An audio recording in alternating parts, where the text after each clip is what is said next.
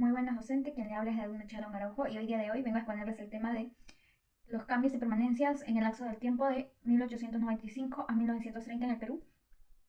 Bueno, estos cambios y permanencias, tanto como políticas económicas y sociales, han sido de una influencia duradera, prolongada, hasta la conformación del Perú actual, proporcionando una base para entender sus dinámicas contemporáneas y desafíos persistentes. Por ejemplo, tenemos los cambios políticos que se sufrieron en esa época, tenemos el ascenso de las élites civiles, que en 1995 Nicolás de Piérola, representante de estas élites liberales, ¿no?, asumió la presidencia marcando fin al militarismo que predominaba en el siglo XIX. Después tenemos el cambio de constitución, una reforma en 1920 durante el gobierno de Augusto B. Leguía, que se promulgó una nueva constitución en la cual se mantenía ciertos elementos conservadores, pero también indujo a reformas sociales y económicas. Leguía centralizó el poder y movió al gobierno. Después tenemos los cambios económicos, que se puede ver inversiones extranjeras y modernización. La inversión extranjera aumentó significativamente, especial ya gracias a la minera y a la agricultura, que también hubo grandes reformas para estas. Después tenemos una expansión en lo que es la infraestructura, ya que en ese entonces se construyó ferrocarriles, carreteras y puertos más modernizados. Después tenemos la diversificación económica, que seguía siendo predominante el sistema agrario, todo lo que era cultivos, esto ahora era de exportación. Ahora tenemos lo que son los cambios sociales, viene la urbanización, ya que en un momento significativo se urbanizó especialmente en Lima, resultando una migración de distintas zonas hacia la ciudad capital. Después tenemos movimientos sociales y laborales. Surgieron movimientos de obreros, campesinos, de los cuales demandaban para mejores condiciones de trabajo y derechos sociales. Ahí es donde surge la Confederación General de Trabajadores del Perú, que se fundó en 1929. También tenemos lo que es en educación y cultura. Se trató de cambiar o mejorar la educación para bien, pero no se logró. Hasta el día de hoy no vemos que esto haya surgido efecto. Después tenemos lo que son las permanencias, ¿no? Hasta el día de hoy predominan lo de las élites debido a los cambios, ¿no? Ya que hasta el día de hoy seguimos viendo a los oligarcas, que eran los pertenecientes o dueños de las haciendas, que aún se les debe parte de sus bonos, que en ese entonces, por un pedazo de tierra que era dado al campesino, a ellos se les iba a dar un monto, que era lo que iban a trabajar ellos y ser remunerados. Después, en permanencias económicas, tenemos la dependencia de las materias primas. Hasta el día de hoy seguimos dependiendo mucho de las mineras y en el sistema agrario, en el caucho y etc. Seguimos teniendo una desigualdad económica, ya que, según nosotros, la riqueza viene desde las élites y necesitamos tener un mercado más grande para poder tener más ingresos. Después, en lo social, seguimos viendo la discriminación y la exclusión social.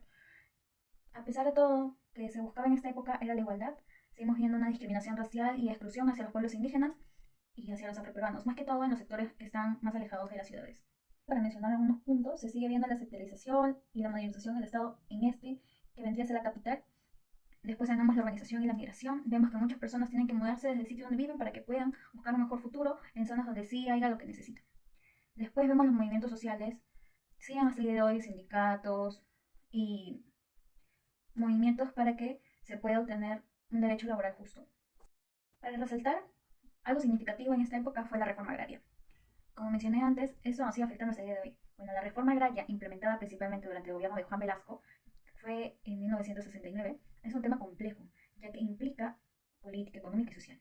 Se puede evaluar desde diferentes puntos. A mi parecer, hubo más desventajas y se puede apreciar hasta el día de hoy. Por ejemplo, desde el punto político está el autoritarismo, ya que esta reforma agraria fue propuesta bajo el régimen militar autoritario, limitó el debate. Hasta el día de hoy no se debate sobre esta reforma. Fue de participación democrática en su diseño y ejecución.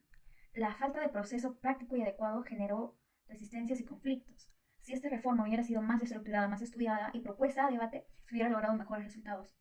Después tenemos desventajas económicas. La implementación de esta reforma en muchos casos fue ineficiente, debido a la falta de apoyo técnico, crediticio y de infraestructura. Esto llevó a la disminución de productividad agrícola en algunas regiones. Como mencioné antes, los oligarcas que eran dueños de estas haciendas daban, por orden del Estado, un pedazo de tierra al campesino que trabajaba, pero esos campesinos no sabían cómo trabajar las tierras. El Estado creó una organización que se asegurara de brindarles todas las herramientas, pero no había un apoyo más que les enseñara a cómo cultivar las tierras, a cómo echarle guano, a cómo hacer que florezca. Se vio más perjudicado en la zona de la sierra debido al que desde el punto social se pueden ver diferentes conflictos. Por ejemplo, la retribución de tierras a menudo provocó conflictos sociales tanto como de los nuevos beneficiarios como de los antiguos propietarios. debido a que entre esas comunidades campesinas no lograron devolver lo que se les había prometido a los expropietarios. Se supone que los campesinos iban a devolverle con años de trabajo o de cultivo, lo que se sacara de ahí, el valor de la tierra. Eso nunca fue así, así que el Estado propuso bonos que hasta el día de hoy no se le paga a los oligarcas, que hasta el día de hoy siguen existiendo. Después tenemos el desarraigo y desplazamiento. Algunos terratenientes y trabajadores agrícolas quedaron desarraigados y desplazados, generando tensiones y resentimientos que perduraron durante muchos años. En conclusión, para mí la reforma agraria tuvo bastantes desventajas significativas. Políticamente, fue implementada de manera autoritaria, generando inestabilidad, debido a que esta persona no tenía el conocimiento para proponer una ley de tan tamaño. Si bien es cierto, lo que se buscó era generar igualdad entre las diferentes clases sociales, ya que en ese momento se vivía algo muy tenso, ya que tú dependías del dueño de la hacienda el trato que te daban. A veces ni siquiera te pagaban y te daban 15 días para que tú trabajaras la tierra y eso sacabas tú para comer, o te daban como bonos para canjear en las tiendas de ellos, en sus bodegas, y las esposas de los campesinos tenían que trabajar en la casa de estos oligarcas de manera gratuita, no les pagaban ni las remuneraban. Esto no era en todos los casos, pero en su mayoría se veía así.